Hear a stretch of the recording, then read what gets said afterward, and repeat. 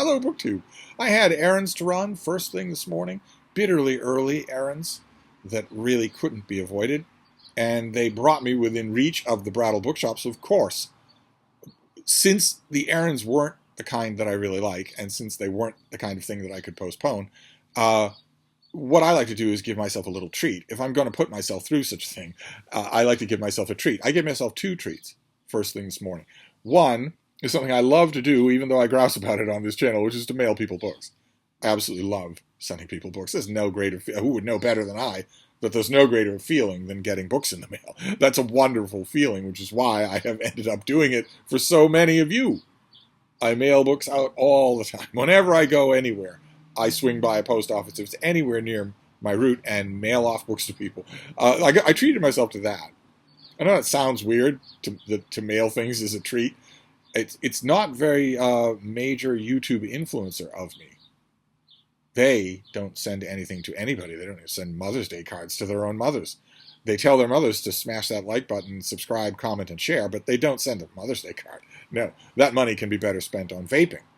But nevertheless, even though I am a hugely successful YouTube influencer, I do like sending things instead of getting them. I like getting things too.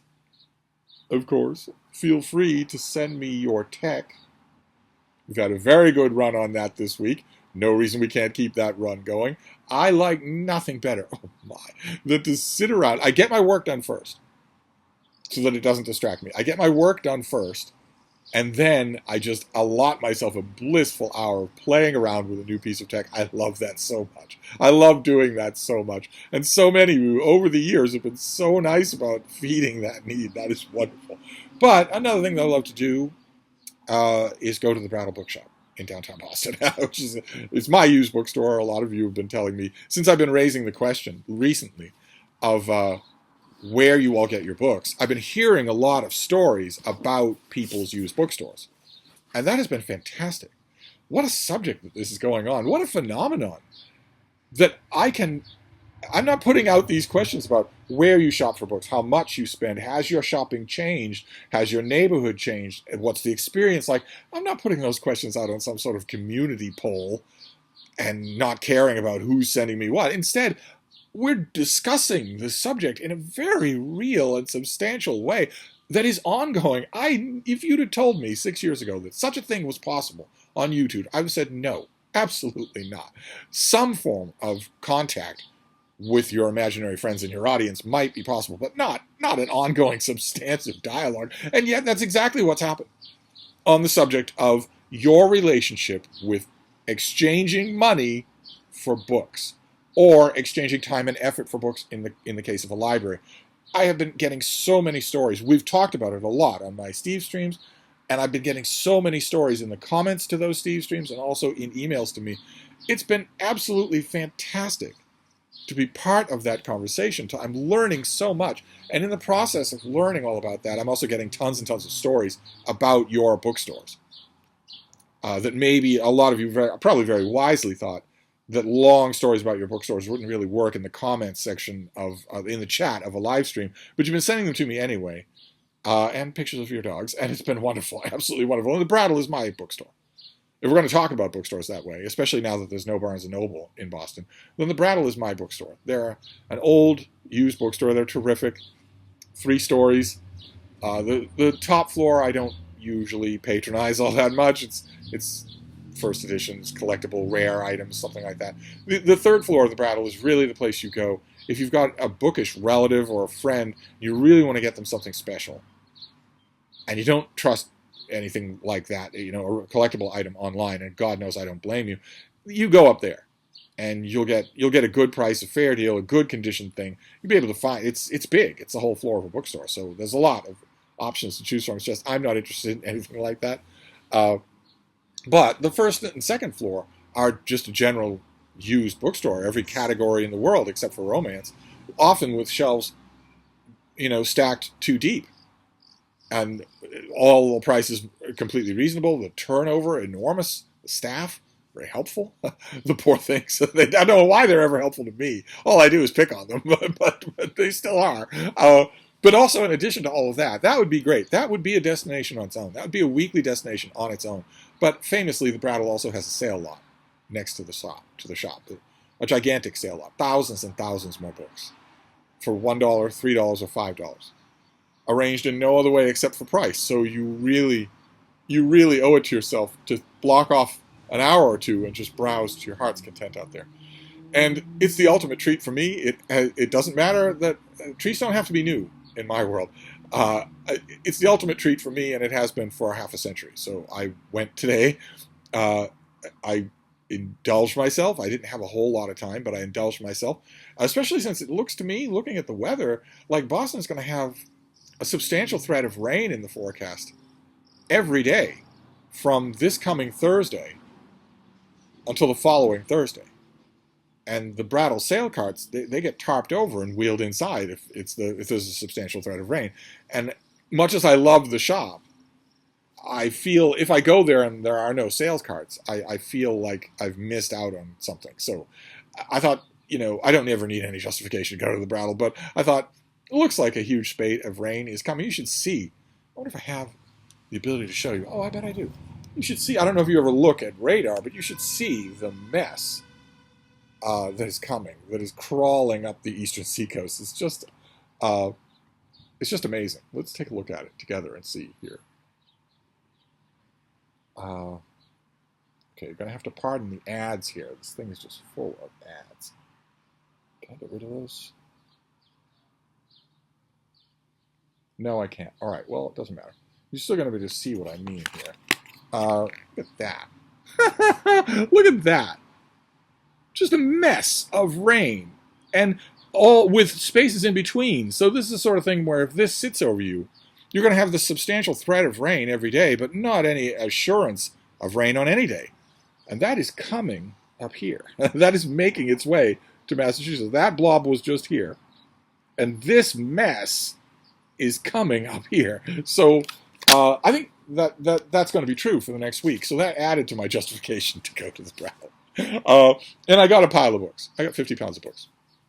And I wanted to show them to you. They're all over the map. There are quite a few things in here that are rebuys. The really nice thing about the Brattle is that if you're anywhere in New England, not even anywhere in Massachusetts, anywhere in New England, and you've got a large amount of books to sell, and it occurs to you to do that instead of just dumping them at the Goodwill or dumping them in a dumpster or something like that, if it occurs to you, if somebody has the sense of mind during your period of getting rid of those to say, hey, why don't we call the Brattle Bookshop? They'll drive a van out here and cut us a check. Then because of that, the Brattle gets books from all over, and they get them all the time. Which means that the turnover of the shop is such that it means that if I want a second chance at a book, a rebuy of a book, I'll get the chance. I'll almost certainly see it again at the Brattle. The Brattle will almost certainly provide. So I get to indulge in whims like that since nothing is very expensive, and that's what I did today. So the first one that I got, definitely indulging in a whim. This was from a Steve stream. Don't know if we're going to have any Steve streams today. I miss them as much as you do, but I don't know that it's going to happen. I don't know when it's going to happen again. I have to start taking this massive writing and research project seriously. If I don't do it, even I will fail. If I leave this to August, even I will fail. Even I have my limitations. This has to be, it's too big. I cannot leave it until August. I shouldn't even leave it until the 4th of July, which is the thing floating around in my mind. I should do an hour of work on it every day. Even doing an hour of work on it every day is still going to leave me with 2 hours or 3 hours of work on it in August every day. But I can't keep ignoring that, so I need to figure out what to do about it in the short term, and that means the thing to go is Steve streams for now. But during a recent Steve stream, someone brought up this author. I think they might even have brought up this book. And I had a non-committal answer. I said, the author is good, but not great. And questions like that stick in my mind, right? That's the whole wonder of what this is, of this weird parasocial relationship, is that I bring up books and they stick in your mind. Some don't, some do. You bring up books and they stick in my mind. Some do, some don't. And one of you suggested this. You suggested Trinity by Leon Uris. I hadn't seen a copy of this in years and years. There was one right there at the Brattle. So I will reinforce this thing and give it another try. I think it's safe to say that Trinity is Leon Uris' best-known book, followed maybe by Exodus. But surely this is his #1 book now, right? I'm sure that we can say that. So It was right there. It was $1, so I grabbed it on the strength of that Steve stream. Then we have some rebuys. A lot of rebuys in this, for one reason or another, one kind of rebuy or other. Like, for instance, I found this wonderful Penguin trade paperback of A Book of One's Own. This is People and Their Diaries, edited by, and with lots and lots of writing by Thomas Mallon. This is his study of personal journals. I don't know that I've ever seen this Penguin trade paperback before. Maybe I have. I have a hardcover in the little book room because this is definitely a keeper, especially if you keep a journal. And I argue that you all should. It's an amazing experience. It's a book that you write, as Clark Kegley puts it, bless the little lunkhead. It's a book you know you'll love because you're writing it yourself for yourself. I've done some videos on tips and tricks, ideas about keeping a journal, but you should all do it. You should absolutely all do it. And this is the best book that's ever been written on the practice and the mind frame of keeping a personal journal. I love it, but I already have a copy that's heavily annotated, has lots of notes in it. I got this trade paperback for my friend Deb, who's up in Maine. I send her books on a regular basis, and I think she would really like this. Don't think she keeps a journal of her own. I don't think she ever has. But I think you'd really like it anyway. And the same thing with this next one. This is definitely something I will send to her. I've recommended this. I probably have sent her a copy, but I don't know that she has any of her books up in Maine. And this is something I've recommended to you many, many times. If you are a reader, you are almost certainly going to love this book. I don't know why it didn't pop bigger than it did, but it is so, so perfect.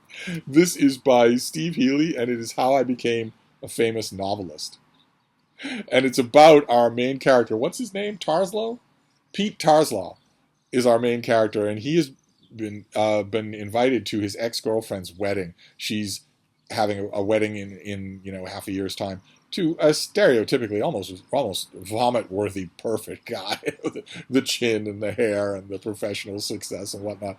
And what's his name? Pete Tarslow is not. He's a schlub. He has not succeeded in anything. And he decides that the perfect way to be able to make his ex-girlfriend stew with jealousy would be to rub her nose in go to the wedding, definitely, and rub her nose in the fact that he is a successful novelist. And he sits down and says, well, I've read some of these things, and they're terrible. It can't be that hard to do. So why don't I figure out how to become a successful novelist? And it causes him to delve into the literary world, which gives Steve Healy the chance to send up the best-selling fiction and nonfiction world so wonderfully, so absolutely spot on, that I was cheering and laughing the whole time.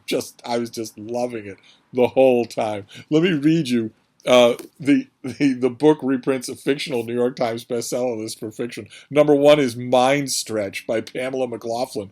Trang Martinez suspects her Pilates instructor may also be a vicious serial killer. Number 2 is Sage Knights of Darkness by Jerry Banyan. Astrid Soulbrighter attempts to reclaim the throne from the wicked Skarkrig clan. The 15th volume in the Blood Realms saga. Number 3 is The Balthazar Tablet by Tim Drew. The murder of a cardinal leads a Yale professor and an underwear model to the Middle East, where they uncover clues to a conspiracy kept hidden by the Shriners. The book is just full of really, really knowing send-ups of best-selling authors. The very lightly fictionalized portrait of a Tom Clancy type writer in here is indelible. But then most of the portraits in here are indelible. This is just so much fun. Such a romp. Deb will love it. Then I found this trade paperback. I had the mass market paperback of this thing a long time. Well, 30 years ago. It says so right on the cover. I had the mass market paperback of this thing a long time ago. And I read that thing until it fell apart. Thought it was wonderful. Didn't know that this trade paperback existed. Lovely thing. This is John Hanson Mitchell. This is Ceremonial Time in the trade paperback. Some of you will remember the mass market paperback. It had a photograph instead of an illustration on the cover. This is just, the author takes 1 square mile of area and burrows down deep in the layers of its time and history. So you've got the nature out there, but only one little chair. You're just sitting there. You're not moving anywhere. You're going backwards in time and culture, but not in space. You're not rambling. And it's wonderful. Absolutely wonderful. I don't actually know off the top of my head. This is a what is this? The University Press of New England edition. Lovely thing that I didn't know existed. Uh, I don't off the top of my head remember the stats for Ceremonial Time. It did really well though, as a paperback especially. It did really well. And I saw this at the Brattle, and it wasn't expensive, so I grabbed it. I went back and forth. I'm still going back and forth on whether or not this lovely volume is actually a Placekeeper volume.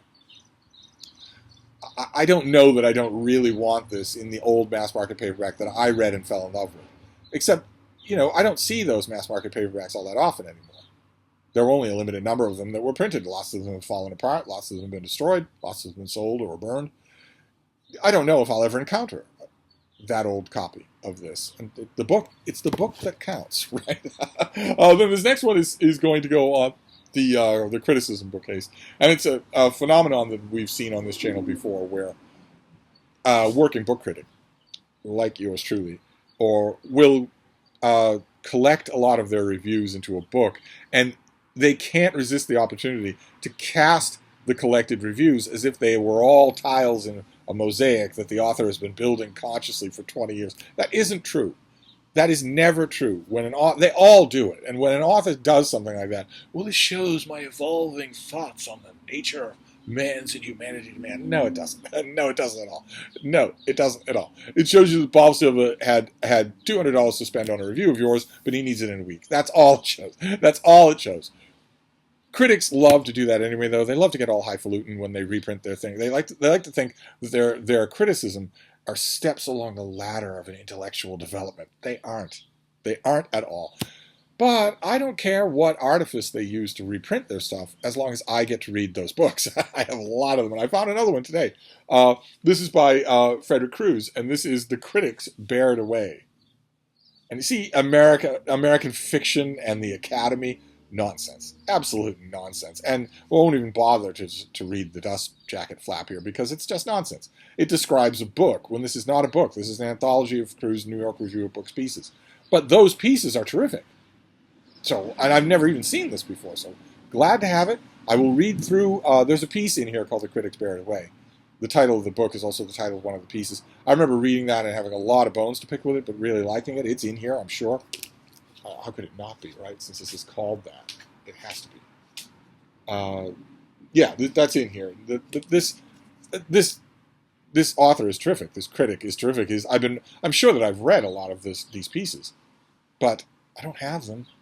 I don't have them clipped or anything like that. And now I have the book, so that's great. Always love to add to that collection because my collection is quite big now, and I use it all the time. Oh my, oh my.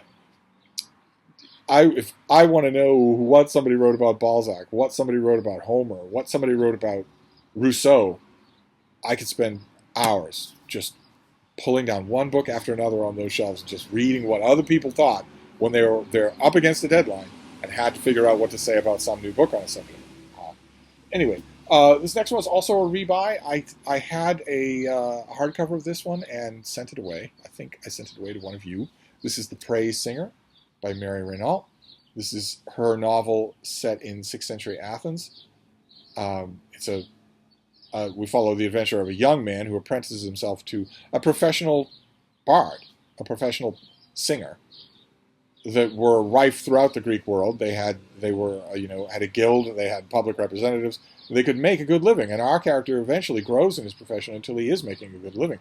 And Mary Renault gets to sort of take us inside the working world of the arts, which she loves to do. I mean, she does it with The Praise Singer, but she also has a great book called The Mask of Apollo, which is about the theater world. It takes us inside the practical day-to-day considerations of these great art forms, these great performers. I love this book. I love all of her ancient Greece novels, and I have a spot on the shelf in the little book room where this is supposed to go. So I got it again in perfect condition. Then we have something. This is one of the few books here that isn't a rebuy. I've read this, but only from a library and a long time ago. This is A Writer's Capital by Louis Auchincloss, who is, there he is as a young dreamboat at Groton. There he is with, I think his brother and sister, riding ponies around Central Park. because that's what the 1% of the 1% could do. That was just a thing you got. Your house had stables, you got ponies for the kids, and they got to ride around whenever they wanted to with Nanny taking their picture. Auchincloss is a writer who has largely vanished. Wrote a lot of short stories, wrote a lot of novels, wrote for his whole life. I believe there's a picture in here of a young Auchincloss writing a novel, caught in the act of writing a novel. Yes, there he is in crime. Yes, there he is. There's our young author writing a novel. His novels, an old critic friend of mine described them as, well, I said, are they bad? And he said, well, no, they're not bad. I mean, they're technically good. And I said, okay, but it sounds like you've got a butt there. And he said, yeah, they're completely bloodless. It's like a victim of Dracula. It's like all the blood has been sucked right out of them. There's no reason for you to care whether you turn one page or another. Yes, you're in the presence of a genial, authorly imagination, but there's no fire at all. In fact, not only is there no fire, but in his novels, a lot of times it is implied that fire is bad taste. I wonder if this will be the same. I remember liking this. The title refers to Auchincloss's claim, and he's repeating it from other authors who are usually prototypical dude bros, full of sheep dip, that the author's capital is his childhood and youth. Auchincloss used to love to repeat that that's all an author really has to draw on. God forbid the author do anything else. So Mary Renaud didn't actually write a successful novel set in 6th century Athens unless she lived there in 6th century Athens. But I'm going to give this another try. This volume came out when? 1974, and that's probably when I read this. So I was stunned to find it at the Brattle. I don't think I've ever seen it used. Then this next one, definitely a rebuy. I praised this on my channel, I think, a couple of years ago. It's very rare kind of praise for me, this kind of book, and one of you noticed that and said, oh, please, I'm my eyes are old and bent. So I live in a book desert. I'm afraid of going online. There are people at the door. Those teenagers look mean, etc., etc. You people know just how to play me like a cheap violin. So I said, well, I'll send you a copy. It's got annotations in it, but if you don't mind.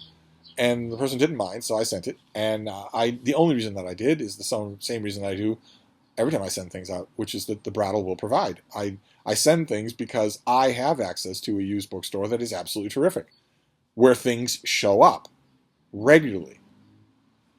So I have the luxury of finding a really neat book and sending it away because I will probably see it again. That might even be true with this. With something like this, a writer's capital. It would certainly be true with this. I'm sure that by the time the year is out, I will have seen that again. Maybe not a writer's capital, and maybe not this thing, The Critics Bear It Away. I don't think I've ever seen this used before. But you know what I mean. And this is a perfect example of that. This is Richard Norton Smith. This is his book Patriarch, which is his great book about Washington in office. It's a very rare thing, a very good Washington book. There are hardly any of those. And I love this. I've had it in hardcover. I've had it in paperback. I always manage to give it away, no matter what format I have it in. I found it again in perfect condition. Somebody put a lot of clippings inside it. So I'll put a covering over it and maybe even reread it. It's been a long time since I read it. This next one was also a rebuy, mainly because my previous copy is falling apart. I love it so much. I go back to it so often that I saw it and thought, you don't have a good reason not to get this because I know that I'm going to go back to it over and over again. And it also is on that bookcase for books and about criticism and whatnot. This is the collected prose of the great poet Marianne Monroe. Marianne Moore. And again, this thing has tipped in stuff. Somebody got this from the publisher. This has a pub sheet. And also tipped in author photos from when she was very young and when she was very old. And this is her deadline prose. This is her book criticism. So, an editor friend of hers at a journal is willing to offer her $25. I'm going to send you a parcel of books wrapped in brown paper with twine. I'm going to send you a parcel of 4 books. And you're already a brilliant poet. It's clear that you're one of the greatest poets of the 20th century. So I'm not going to make any demands on you, obviously. I'm going to send you a parcel of books and hope that you feel like reviewing one of them or 2 of them. And she would. And the things that she can do in 300 words, sometimes less than that, is amazing. Absolutely amazing. The sheer compression of brilliance. This has a lot of other stuff too. It has a lot of longer stuff. But when I gave my old copy its last thorough rereading, the thorough rereading that really killed it, I was concentrating on the early stuff, the very early stuff, when she maybe wasn't that great poet yet, and when that $25 would have been something she would have wanted instead of something she wouldn't have noticed. And those reviews and how they read, that is fascinating. I remember I was doing a comparison with her and with Virginia Woolf, who went through the same evolution. Virginia Woolf started out needing the money from the TLS, and therefore taking whatever books that they asked her to review. It was only once she became a superstar that they started letting her take 2 years to write a piece or something like that. And I have her collected essays where they're done in chronological order. You can follow that change. And the same thing is true only in one volume here. So I grabbed it again. I will give my old copy an honorable burial. Then this next one, brand new. I don't know that I've ever owned this before. I'm not sure that I've ever read it. This is edited by Ludovic Kennedy, and it's called A Book of Sea Journeys. Actually, now that I'm thinking about this, it does seem a little familiar to me. Well, anyway, this is what it looks like. It's a book of sea journeys, and it's from fiction and nonfiction spanning centuries. And I love this sort of thing. I don't know that I'm going to get to sea ever again. I don't know that I ever will. I've had plenty of sea journeys. And I'm sure that a lot of things that are in here will be familiar to me. Let's see. Oh, wow. Oh, goodness. This is also a review copy. Son of a gun. Look at that.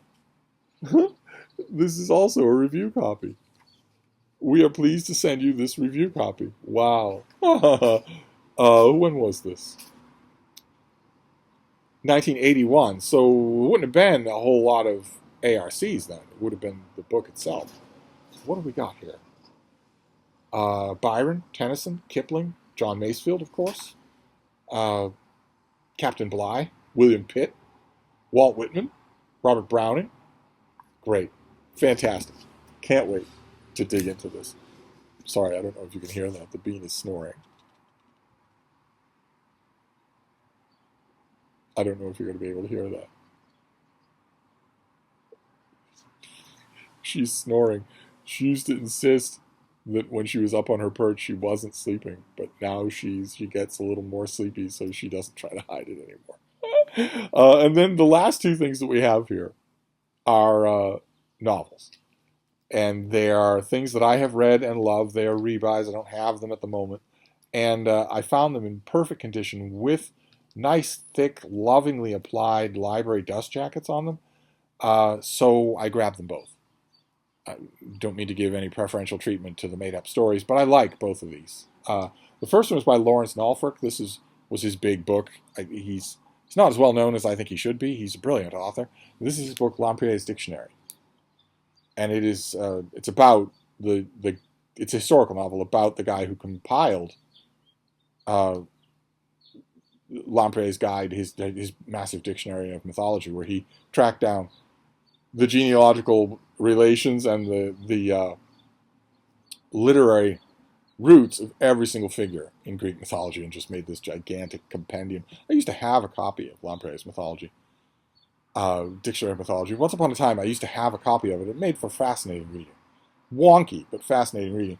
And I had a copy of that. I knew that book fairly well before this book came out. This came out in the 80s, I think. No, 1991. I knew Lampre's Dictionary before I read this book, and it never occurred to me when I was reading through that book. I would often use it as a reference. If I was looking up, who were the parents of one particular mythological figure, you're guaranteed to find it in Lapiers. And so I used to use that book for that reason, and it never really occurred to me until I read this book what a huge labor that would have been.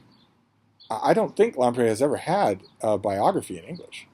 So I never had a reason to think about it. I should have thought about it, but all done by one person. What a gigantic labor that would have been. And this book is wild. Oh my.